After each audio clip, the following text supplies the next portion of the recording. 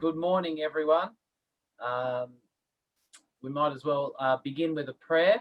So I thought a short prayer we might start with is from St. Nicholas of Flue, who's the patron saint of Switzerland.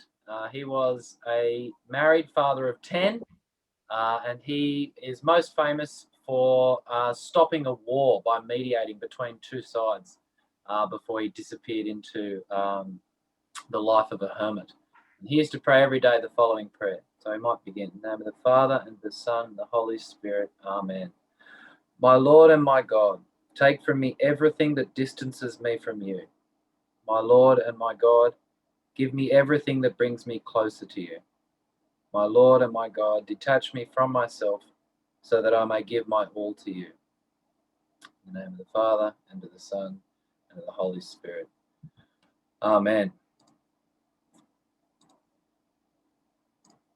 So,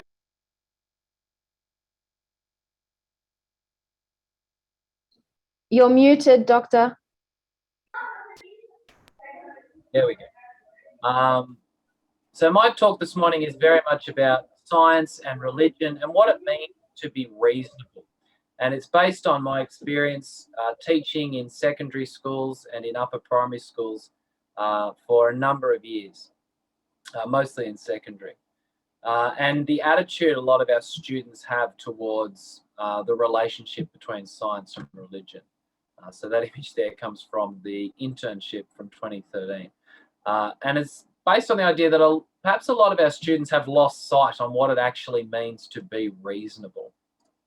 And so the ideas in my talk come from this man. This is Father Luigi Giussani. And his story is quite a fascinating one. He was a very reputable theologian working in Milan. He had a very prestigious position. And then one day he was on a train and he was going on holidays, and he encountered a group of students. And he was so struck by their cynicism and their skepticism regarding religion that he actually quit his job at the seminary there, and he went on and got himself transferred to teach Year 9 religion. And any of you who've taught Year 9 students will understand what a sacrifice that was. But his idea was that he really wanted to help these students. And out of his years of work, we have a number of books. And the ones I'd recommend today, they're the sort of, there's really the source of my talk today. The first is The Religious Sense, and the second is The Risk of Education. So if any of this sort of strikes you or resonates with you, I'd recommend those two books. My talk this morning is very much from his book, The Religious Sense, which is how do we talk to young people about religion? Giussani's claim, and it's certainly the claim of the church, is in a sense the human heart is universal. We're all made for God. And so these big questions that we confront in religion, every single person has the ability to tune into those questions and really wants to. It's just about finding the right way in order to do that. And so really that's where this talk this morning comes from. So I recommend both of those books highly just for your own reading. And they'll probably give you a much better insight into the point I'm trying to make than I will. So really our focus with our students, and certainly with ourselves, is we want to get them to a point where, like St. Augustine, they inquire in order to know something, not just to think it. A lot of the time we engage in, and young people in particular, engage in something called bias confirmation. They're really just looking for little bits of proof that will support the ideas they currently hold, rather than being completely open to truth.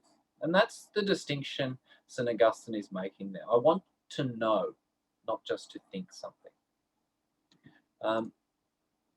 Now, Giussani points out that the word method comes from this Greek word, methodon, and it really is about the road to something. So the method of knowing something is based on the right way to get to where we want to go. So what is our objective? What are we trying to find out? And then we use the method that's going to get us there. So if we want to know something in a certain domain, like science, we use a scientific method. to go and find that out. And it's really important to understand that because it's closely linked to what it means to be reasonable. So when we use the wrong method to try and find something out, we often, despite how intelligent we are, will often arrive at a very false conclusion. So Aristotle, who's one of the most intelligent people to have ever lived, wrote in his History of Animals that males have more teeth than females in the case of men, sheep, goats, and pigs. Now, that's just not true. But unfortunately, Aristotle didn't have access to the scientific method. And so in his book, he drops this clanger, so to speak, because he uses the wrong method to try and find something out. And that's really important to understand if we're going to really look carefully at this relationship between science and religion.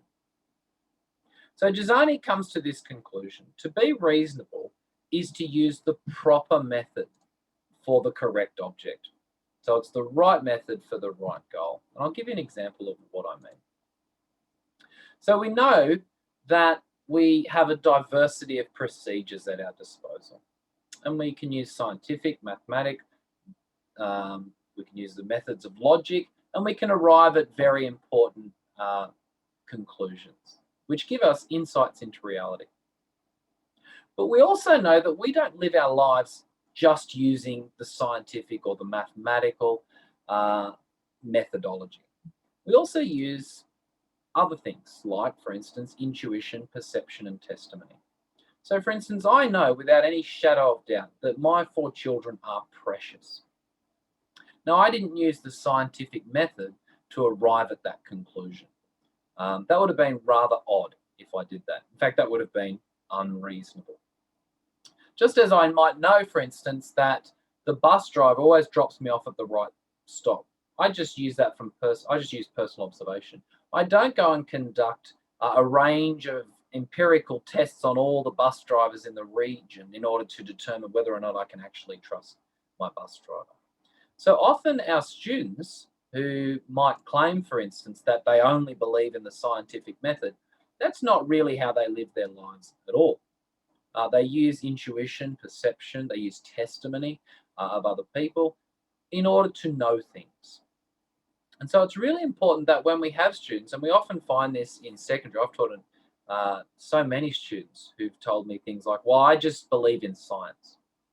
Now, they don't really. When you sort of through conversation get them to see that actually they use a diversity of procedures in their life because they just want to know truth. They want to engage with reality. And so, for instance, that intuition one's really important. Often the most important and valuable beliefs in their life are a product of intuition. All of my students, for instance, know that their mother loves them and their life is very dependent upon that reality. But they didn't use science to work that out. They used intuition. That ongoing contemplation of reality led them to that conclusion. So like I say, to be reasonable is to use the proper method, and we use a diversity of methods. So another way to think of it is a little bit like a court case. We want to know the whole truth. So we use a range of different procedures. In a court case, for instance, where they seek the truth, the whole truth, and nothing but the truth, to quote, a court case might use scientific evidence, but it would also use a testimony of a witness, and it might use the logic of deductive reasoning from a lawyer. It would use all those things. And then it would even hand the decision over to the intuition and perception of the jury. So we live our lives a little bit like that as well in order to get at the whole truth. So as Giussani concluded, reason reveals itself as the need to explain reality in all of its factors. And the human mind, we know from our students, is hungry to understand reality in all of its factors. People are curious, they're desperate for the truth. The French writer Paul Ricoeur said, it's an unexhausted openness before the unexhausted call of the real. And that's really what we're encouraging our students towards, is that complete openness. Often, I think we can fall into the trap a little bit, I've certainly been guilty of it myself, of assuming that when they're telling me that they only believe in science, that I need to get them to believe in religion. But it's far more fruitful, I think, to move them towards this openness to truth, which would, by definition, include an openness to religion and its claims. As Shakespeare said, there are more things in heaven and earth, Horatio, than are dreamt of in your philosophy. So in other words, we can't just use one mode of knowing because of the incalculable or infinite reality that we're trying to engage with. Now, part of this story, it's a very important part, is an understanding of where the scientific method emerged from. And it really emerged from minds seeking the real. So sometimes we assume that this science v religion contest that we read about, that we hear about, we assume that it's just this long-standing battle. But actually, if we look at the birth of science, we find something very, very different. So the division of subjects into isolated domains, this guy does science, that guy does maths, we do religion, this person over there is interested in literature, that's quite a recent phenomenon. And what we find if we go back into our history is that we find people who were interested in everything. And so an interesting person is Athanasius Kircher, if you ever get a chance to read about him. He was described by a recent historian as the last man who knew everything.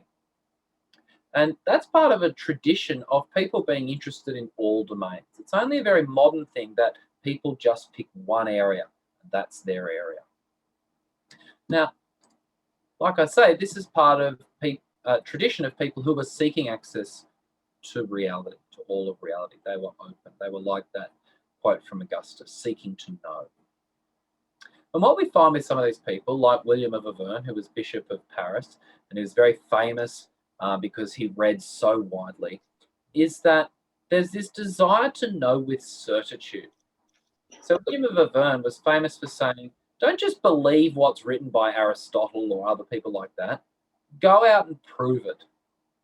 And you can kind of see the seeds there of what might become the scientific method of conducting experiments. So William of Auvergne was a big figure at the University of Paris. And I'm just going to present three other people who are also involved in the University of Paris through time, chronologically. We're going to see this tradition just gradually coming into focus of this desire to know, leading to what we would now recognize as the experimental method. So this is Robert Grosset, who was from England. He was later the Bishop of Lincoln. And he, in that image there, he's slightly cross-eyed, but ironically, he did a lot of work with optics and physics, and he actually refuted Aristotle's theory of rainbows. His commitment was always to coming up with a theory and then testing it over and over again in different circumstances to see if it was a universal rule. So you control your observations by eliminating other possible causes of the phenomena. You can therefore arrive at an experimental universal or provisional truth. So again, just that gradual experimental technique. Albert the Great comes a little later, also at the University of Paris. He's from Germany. And his big contribution is in the field of botany. And always encouraging his students to not only just observe, but also to experiment, to test. And he's most famous, according to one historian, because he encouraged his students to not accept classical scholarship, but to always go and seek reliable observations. So he's also a saint in the history of the church. And then another Englishman, Roger Bacon, he was an English Franciscan, who also promoted this idea of testing conclusions by works, as he will show later in the experimental sciences. And he produced a huge volume of work, which was, originally his superiors didn't want him to promote that research, but it was actually the Pope who brought him to Rome and demanded that he focus on his scientific research. Now again, none of this scientific work was particularly perfect, but what it did was it laid the foundation for those scientists who came later, and it really gave birth to this scientific method. And I think what's important is the way that these early scientists are promoting the scientific method, and it comes out of their desire to know. to seek the real, their openness to truth. So a lot of our students, certainly in the secondary space, would argue that science is all we need. And we, of course, know that we need so much more than that. And interestingly, that's also shared by members of the scientific community. So, for instance, Richard Schlegel, he's a major scientist who's best known as the co-inventor of the HPV vaccine and conditionally reprogrammed cells technology. He argued that, of course, science cannot give a complete account of humanity and the universe. Our first beliefs and principles must come from other kinds of truth, which are in accord with scientific truth, but then go beyond the scientific method in their justification. Science cannot, by definition, be all we need. And if you think about this statement, I remember having a lesson with a young man. It was a group of boys who were telling me that they didn't like any of that religion stuff. They just believe in science. So we wrote it up on the board, and then we investigated each of the words in the sentence. And we found that in order to understand the words in the sentence, we had to use more than science. So we look at the pronoun I. Of course, to understand what I mean by I, my identity, me, we mean so much more than just my biological reality. We need lots of other ways of knowing in order to understand that word I. And even the phenomena of belief, we can't just use science in order to understand what is meant by belief. And the same with science. Science is a method, and part of its emergence comes from logic of thinking, of what is rational and reasonable. So we can't even just use science to understand science as a phenomenon. We have to use things like history, logic, reason, etc. And so again, I think sometimes our students have very narrow views of what constitutes knowledge or understanding, and we're trying to show them that you need all these different ways of knowing in order to engage with the full reality. So this is Karen Oberg, and again, just like Luigi Giussani, she's someone else that you should listen to rather than me, and I hope that you investigate some of her resources after this. So Karen Oberg is a astrochemist who works at Harvard University. She's from Sweden. And what makes her particularly interesting, apart from the fact that she is a remarkable scientist, is the fact that she's also a convert to Catholicism. And in a number of interviews, Karen has talked about the way that her obsessive search for truth, which very much shapes her work as a scientist, was also part of the reason that she ended up becoming a Catholic. And the way that actually her conversion to Catholicism took place while she was at university. And so just as she's developing as a scientist, she's also developing in her faith. And there's this sort of complementarity, I think, between the two that she often draws attention to.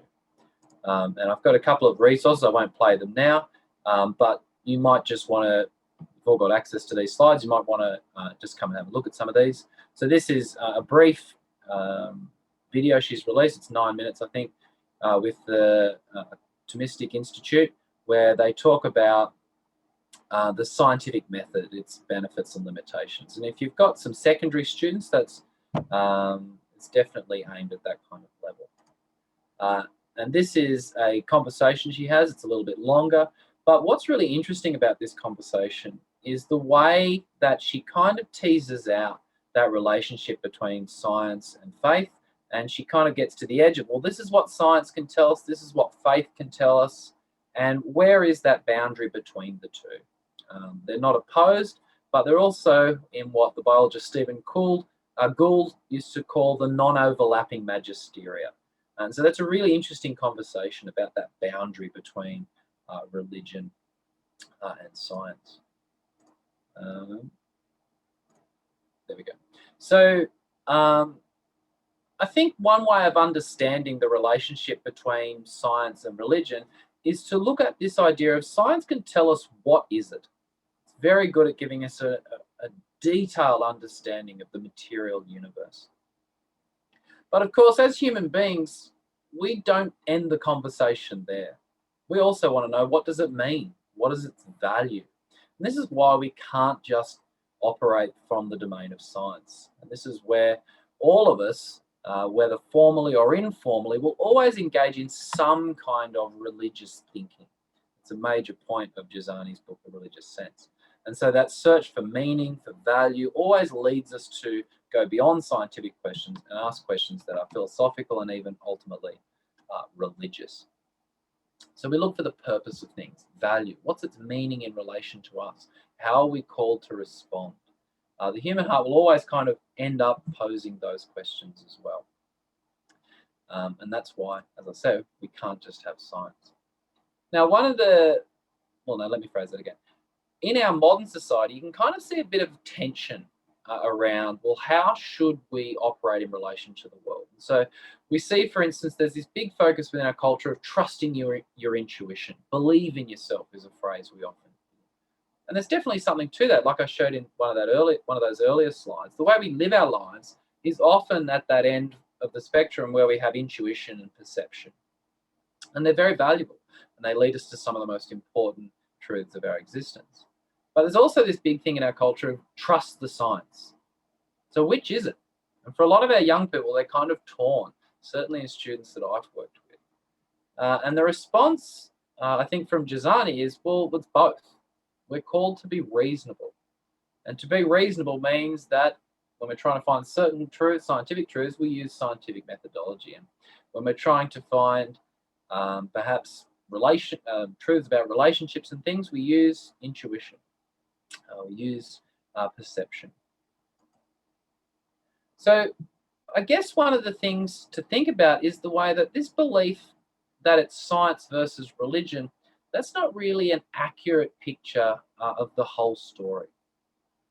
I think a better way to think about it is that it's really scientism versus fideism. It's people who think that it's just science versus people that think that there's just faith and nothing else. Okay, I think that's the real tension, and that I think for a lot of ordinary people, we're quite comfortable in our understanding that science and religion can, of course, coexist. And when I say that, I mean the numerous scientists who are also people of faith.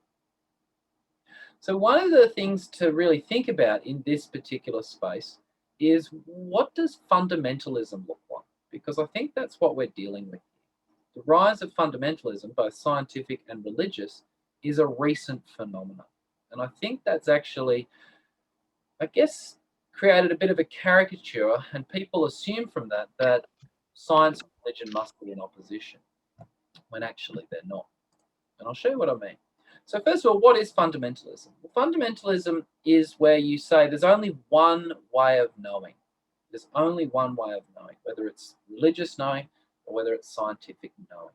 And fundamentalism always emerges when weak faith feels threatened. And I'll show you what I mean. So this is kind of a very rough timeline. So in the early 20th century, we get the rise of Christian fundamentalism. And there's 19th century historical critical method as a way of understanding scripture, and there's evolutionary theory and all these things that seem to challenge faith. And then we get this response, which is a radical fundamentalism. And we see this particularly in some Protestant sects of Christianity, although it's not unknown among some Catholics, where, nope, we just reject all that. We know what we believe. We've got our scriptures. We're not interested in anything else. Then we see in the mid to late 20th century, we see a rise in Islamic fundamentalism, which itself is a reaction to the spread of secularism enabled by a developing globalization. And you can see that in many societies in the Middle East, there's kind of a return back to an older Islamic fundamentalism, which was just not there within that society in the 70s and earlier. And then in the late 20th, early 21st century, we get this scientific fundamentalism. And that's a phenomena, excuse me, that emerges really in response to religious fundamentalism, but also to this thing called postmodernism. And so this scientific fundamentalism, you might have heard of some of the atheists, the new atheists, I think they're sometimes called, like Richard Dawkins, like Sam Harris. And they're very much promoting a scientific fundamentalism. So I'll show you what I mean by that. So fundamentalism, whether it's scientific or religious, always has the same basic shape. It looks a little bit like this. We have to return to traditional basics. We have to move towards this purified utopia where only one way of knowing is asserted, and that'll fix everything. And it's a very much an ahistorical worldview, a very inaccurate worldview of the past, certainly. We also have to, there's also a belief that their view is the only true view of the world, and any other view is dangerous at worst or kind of silly at best. But their view is the only true view of the world. And they justify that view by reference to certain texts and dogma, but it's always very narrow what is acceptable and what can give you access to truth. There's only one way of finding truth. And it actually comes with this: we need to avoid contact with people who hold other views. Those views are unacceptable. There's only this one way of knowing. And we rely on guardians to interpret those sacred texts and lay down rules which determine our outlook and lifestyle. So, for instance, a religious fundamentalist will say, well, no, we've got our Bible and we've got our religious leaders. They'll tell us how to live, and everyone just needs to listen to them. And that's the only way we're going to understand truth. And then scientific fundamentalists will say, no, we've got our scientists and we've got our scientific textbooks, and if we just follow the science, we'll move towards this perfect world where all these different challenges will be solved. And again, both views you can see are quite narrow. Now, science has definitely been feeling a little under attack, and that's why we shouldn't be surprised to see a kind of scientific fundamentalism emerging. Because as I said, whenever weak faith feels threatened, it always responds with fundamentalism. So what are some of the attacks on science? Well, one of them is this rise of flat earth theory, which is a remarkable phenomenon of the last, say, 15 years. It's largely an internet phenomenon, but it's definitely, among young people, a significant phenomenon. And that's an example of people who are more than happy to just completely reject science. And so the authority or the position of science is definitely not as perhaps entrenched within popular culture as it once was. And part of this is the rise of postmodernism. And postmodernism, it's a complex idea, but at its heart, it has these two beliefs about science. It argues that science can't really produce objective or truthful statements. It can't really get us to know the truth, because it's always a product of the biases or attitudes of the scientists, the perspective of the scientists. So it doesn't really get us to the truth. And secondly, scientific inquiry is not interest-free. So it's always people kind of pushing an agenda. So we can't really trust science. And so there's a great book there by Alan Sokal and Jean Bricmont called Fashionable Nonsense, The Abuse of Science. And so Foucault, for instance, said that science is power. It doesn't really tell you truth, it just tells you who's in charge, who's able to make the rules. And so there's been a response to that. And you can see it in famous articles like this one, which talks about, instead of just glaciology, we need to have a feminist glaciology now. We can't just trust science to be objective. Science is actually not really representing the views of everyone. Again, this diminished trust in science, it's a real thing.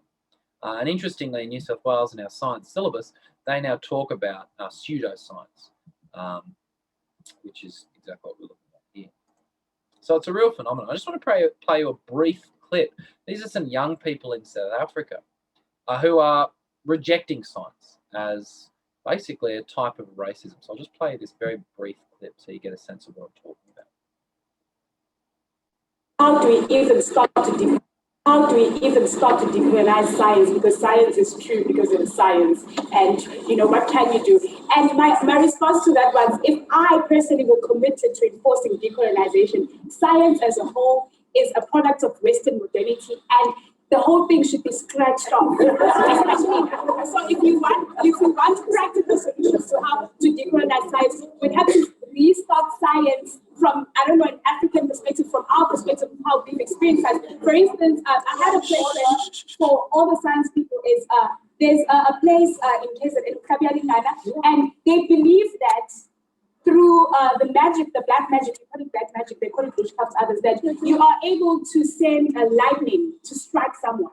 So can you explain that scientifically? Because it is something that happens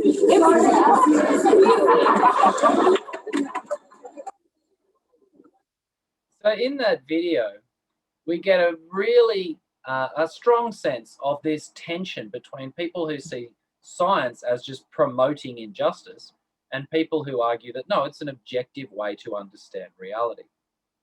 And so because science is perhaps its credibility has been diminished in the minds of everyone, and this is of course not a recent phenomena. This is a quote from the 9th century poet in China. There are those who say, let's smash these bushels, let's smash these scales, and then the people won't have anything to argue about anymore. So this tension around where does science fit in our culture, and does it cause harm or tension, or does it actually lead us to truth? It's not a recent phenomenon, it's always been there, but it's certainly come to the forefront recently. What is the place of science? And you can see with many people who are, for instance, protesting about COVID, there's this real, can we actually trust science? Now, my point is that part of the response to that is scientism. It's this scientific fundamentalism. And so it says, no, you have to trust science. And so what was the scientific method used to be based on skepticism or doubt. It used to be based on humility. We don't know. We're just testing, trying to find the truth. Now it's very much, we find scientific fundamentalism is very much marked by certainty, authority, universal confidence in the power of science to determine all truth. And of course, that's a very fundamentalist outlook. And so we have books like this, for instance. This is by Sam Harris. He's a cognitive scientist, and he wrote a book about science, giving us a complete view of morality, which is a ridiculous project. And it was widely mocked by both scientists and philosophers and others. But that's a classic example of fundamentalism, where only this way of knowing, this scientific way of knowing, can lead us to truth. And I think that kind of fundamentalism is what creates, in a lot of our students' minds, this idea that science and religion must be opposed. So the problem with fundamentalism, whether it's religious fundamentalism or whether it's scientific fundamentalism, is that it's always about winning. It's not about that openness to reality, which always starts from a position of humility that we talked about at the start of this session. And so we find that both scientific and religious fundamentalists are always caricatures of the groups they claim to represent. They see their purpose as defeating the other side, never about leading towards truth or reality, but it's always about beating the other group. So their work is largely oppositional.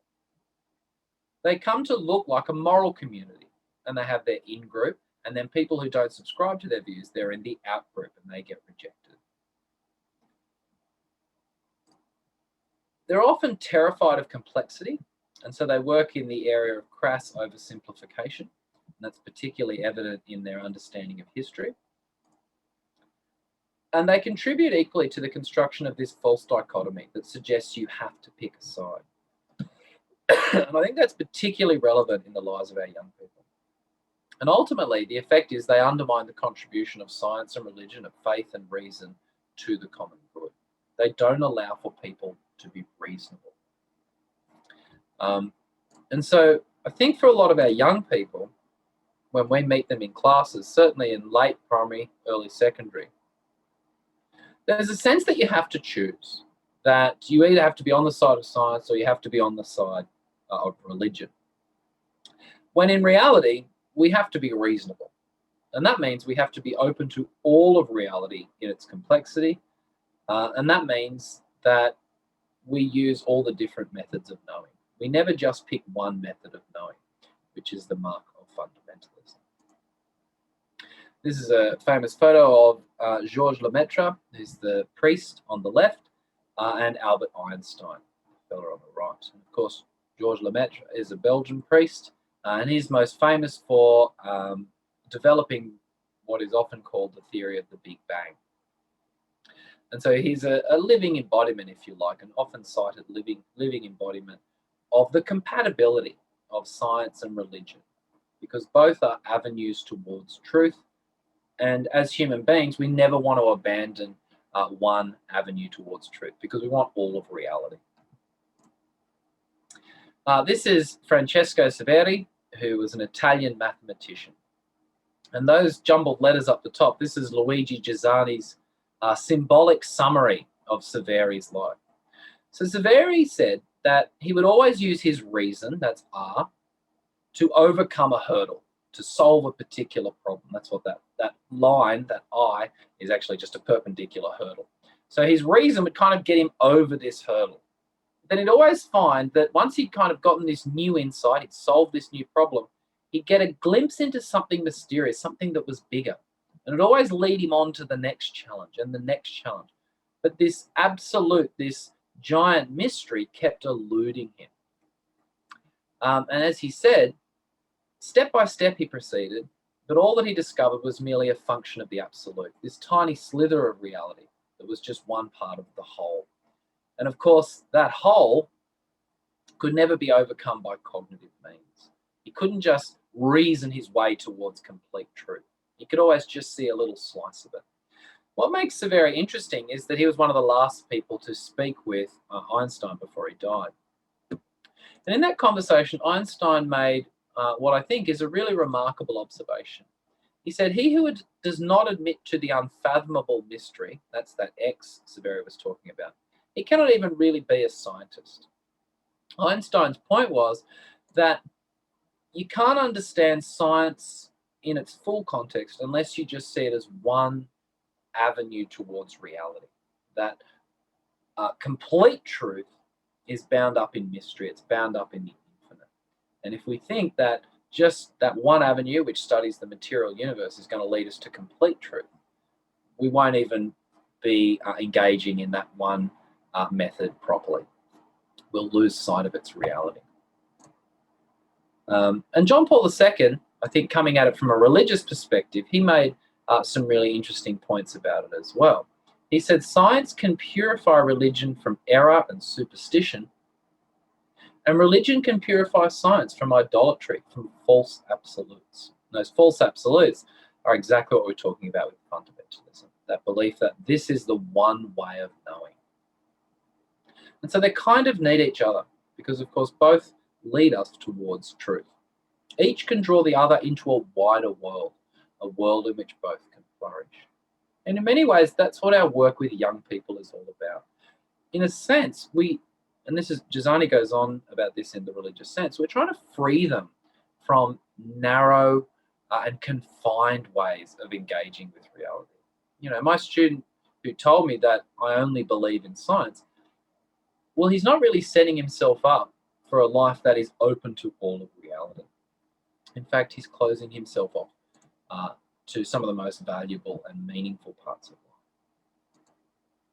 life. And Einstein, summarized the same point when he said, science without religion is lame, religion without science is blind. Science can tell us what is, religion can tell us what it means. And in John Paul II's encyclical, and I just want to draw your attention to a particular phrase here, he begins by saying, faith and reason are like two wings on which the human spirit rises to the contemplation of truth. And God has placed in the human heart a desire to know the truth. In a word, to know himself. So that by knowing and loving God, men and women may come to the fullness of truth about themselves. And it's really important, I think, for us when we work with young people to understand that this is a desire that's written on the human heart. It's present in every single one of our students. That desire to know the fullness of truth about themselves. That desire to know and contemplate all of truth. And for that reason, I think it's imperative that when we're working with our young people, we're strongly encouraging them to understand that they need all avenues to truth. Like I said at the start, and I'll finish with this point, I inquire in order to know something, not to think it. We want to lead our students to a point where they're open to all reality, rather than really imprisoned in a narrow collection of beliefs for which they just try and find proof, that confirmation bias. We want to lead them to a point where they're open to all of reality, because of course, that's how God made them. And so hopefully there's been something within this talk that perhaps you can draw on, or perhaps you're interested in. One of the things I asked Anita that I could recommend to you is this website called the Magis Centre. Now, the Magis Centre is split into two parts here. On the left, you have crediblecatholic.com, and on the right, you have the Magis Centre. It's all found at that one web address down the bottom there.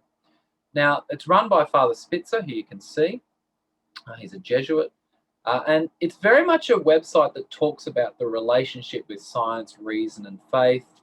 And it's that seeking that holistic understanding of reality. And so the Magis Centre on the right there, that's full of lots of free articles and different things. It's constantly updated. And on the left, you have the Credible Catholic, which has a number of courses. And you can either pay to do the courses, or there's a free resources section where essentially you can step through a lot of the information. It's got short videos. It's got a number of really just nice discussion points, resources, etc. So I submit that to you as something you might like for your own development in this time of, I guess, enforced learning. And of course, I draw your attention to, as ever, the I think it's called the formatory warning that Anita passed on to me.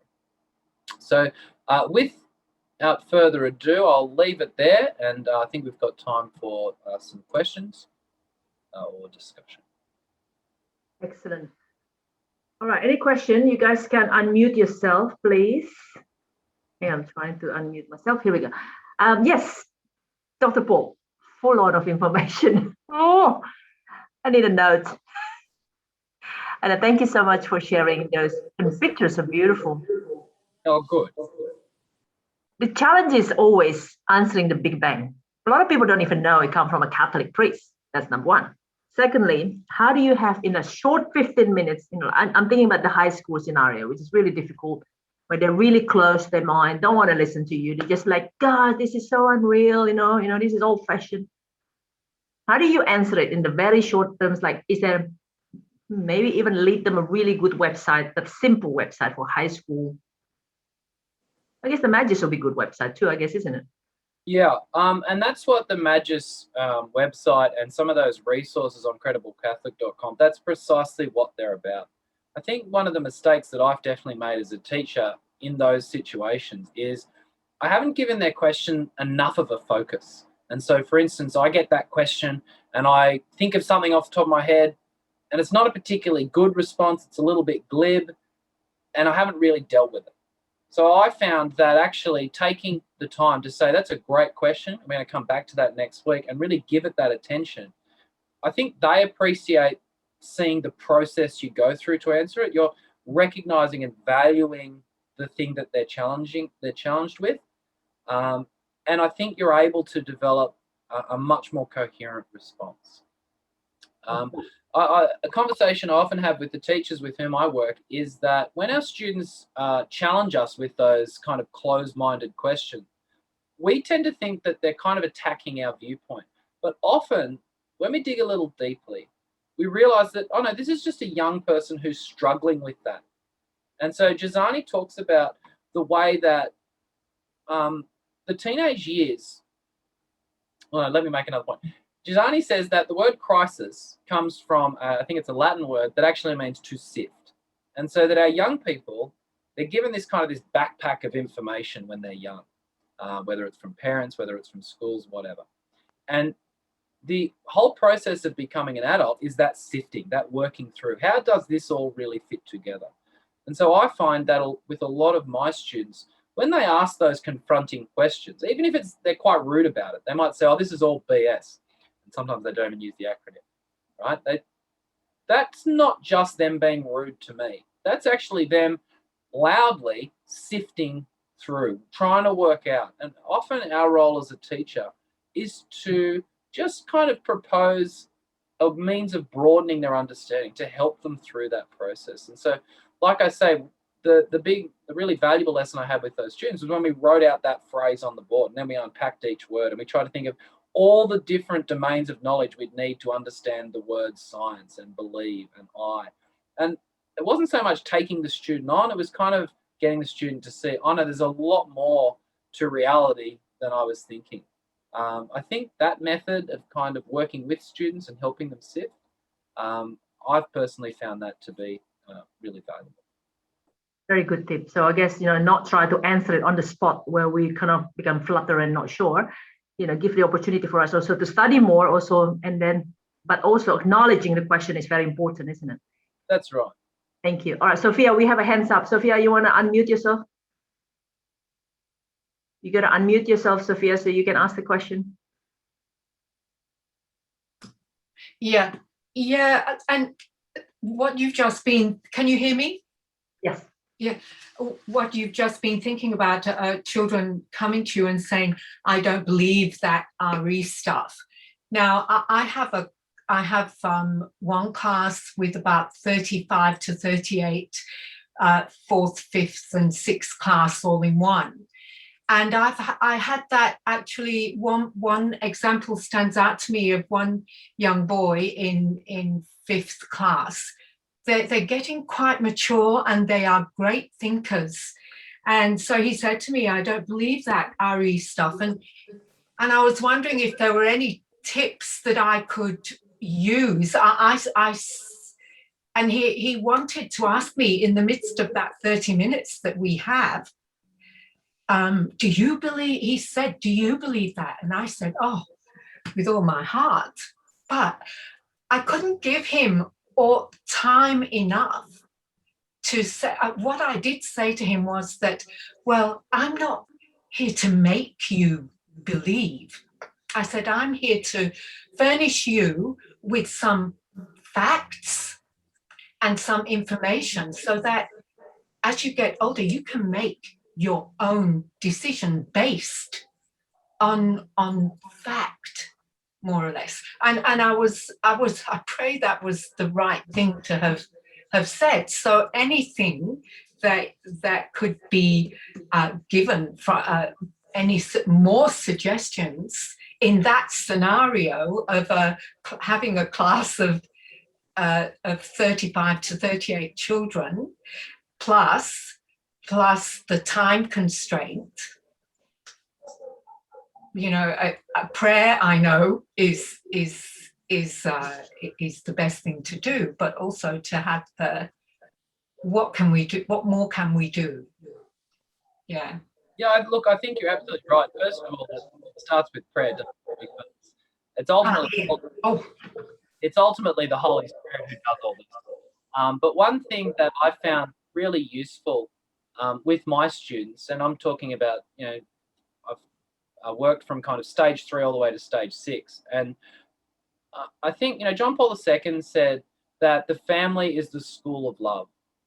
And I found that for my students, regardless of their background, drawing on their experiences of family is often a really powerful way to get them to see just how they discover truth. And so one of the things I like to talk to my students about is, all right, how do you know your mother loves you? Did you conduct some experiments? Did you get in all the mothers in the neighborhood and work out, just go and stay at every home in the neighborhood and systematically go through all the different mothers and then determine, oh no, it's my mother that loves me, it looks like X. No, of course not. It's your ongoing experience of living with your mother that leaves this deep-seated understanding of that reality. And so sometimes I think that's analogous to how our faith works. Our ongoing experience of reality, our contemplation of the world leads us to this understanding that this is all a gift, that there is an order and purpose here. The scientific method can kind of also show evidence of that order and purpose. But I think sometimes it's our lived experience, and definitely that experience of contemplation, which is really when we're at our most receptive. So that's kind of, I think, getting students to see how they form knowledge, how they form their beliefs. And often we come at it from a religious perspective, but coming at it from the perspective of a shared belief that is common to all of our students, regardless of their religious background. It's just a nice way to get them to see, oh, there are multiple ways of knowing, not just, what I read online. It's also this kind of receptive experience that leads me to know certain truth, like my mother loves me. And of course, the weird thing is they tend to be the more important ones that we can't live without. So I think some of that metacognitive stuff where we get them to think about their own patterns of thinking, can be a really good way. There are probably better ones, but that's one that I've definitely gone to. Excellent. I got Rose. Rose, your hands. Unmute yourself, Rose. Thank you, Dr. Paul, for that. Thank you, Dr. Paul. I just wanted to clarify, with the quote from Saint Augustine about, I think it was, I inquire in order to know something, not to think it. Did you say that was, you gave it a name, I think something about ideas bias or something like that. Could you clarify that for me, please? Sure. So that's a quote that Giussani focuses on a lot in the religious sense, where it's that I want to be completely open to reality. And the alternative is I inquire just in order to think something, in order to retain my opinion. So I'm just looking for evidence. And so the modern term for that is bias confirmation.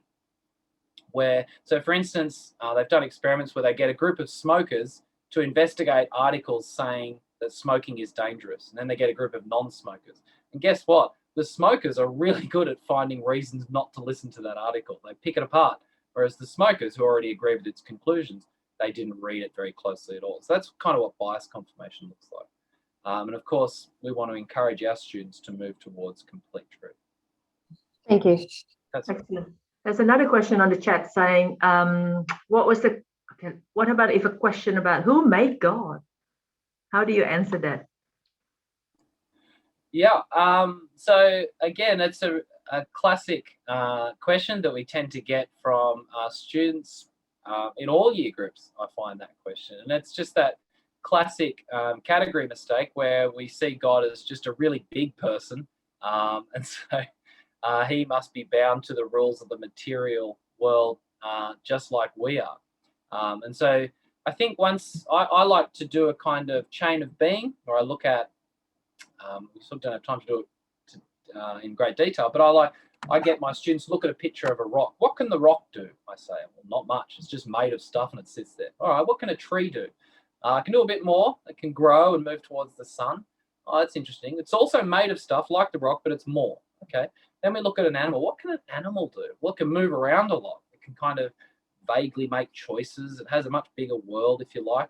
It's got consciousness because you can knock it unconscious. You shouldn't, by the way, but you can. And then what can a person do? And we find that in each category, they've got all the stuff that was in the category before, but more.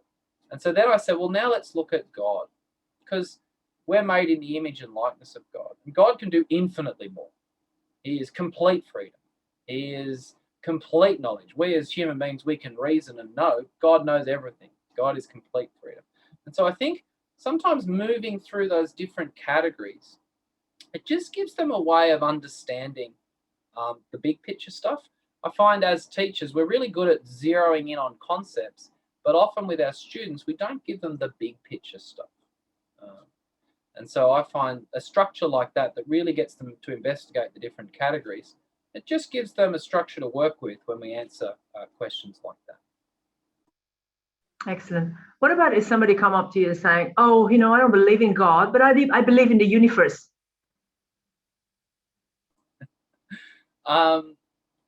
That's, I have had students say that to me. That's why I'm laughing. And I said, well, of course you believe in the universe. You can see it. But then I like to also ask them, what do you mean by believe? And often that's really interesting. So I say, all right, you can see the universe. You can't see all of it. Okay, so, I've watched a couple of YouTube videos on science, and, such and such a scientist says X or Y. And so, I trust the word of those scientists, and it's interesting. So you're using testimony there, not scientific method. You haven't worked it out for yourself, and that's reasonable. I'm not saying it's not reasonable. But often the way belief is formed is using a range of methods, and religion is no different.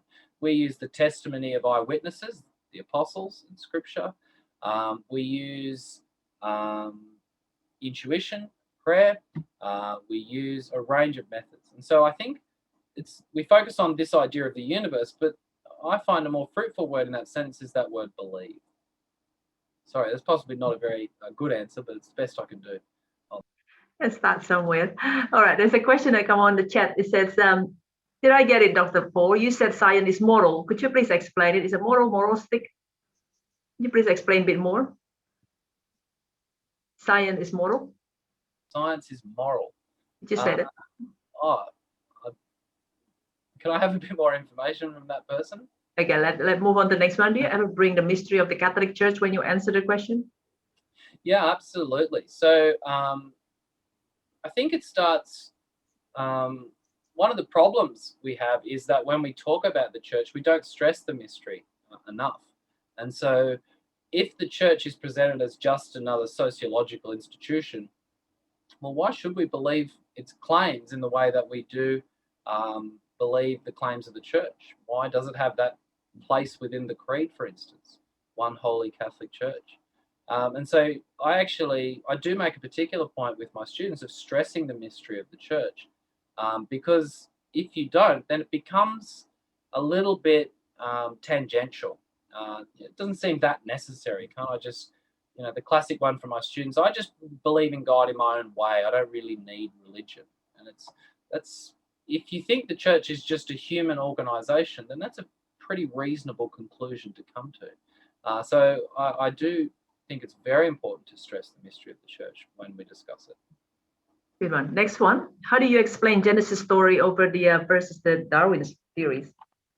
Yeah, I think there again, it's really important to look at different ways of knowing.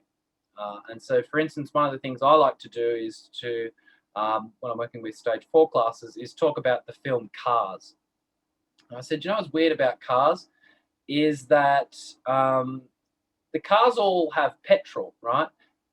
That's their food within the film Cars, and yet they all have teeth when they talk. What do they need the teeth for? It's really weird. It's actually threatening. Are the cars eating each other? What's happening? And then I say, well, that's not how we watch the film Cars, is it? We just enter into the story because we kind of know that this is the type of story it is, and we don't worry about things like that. And then in order to understand Genesis, if you go into reading Genesis as though it's a scientific text, which it's not, then of course you're going to run into some difficulties. And so one of the ways I like to really unpack Genesis is as a really dense, a type of poetry, if you like, that is still telling us about our origins and our relationship with God. But if we kind of understand it as a scientific text, then it's going to be hugely problematic, like the film Cars. If we go in not really understanding what sort of text it is, we're going to find it problematic rather than enlightening. Can we do another talk on that? Exactly.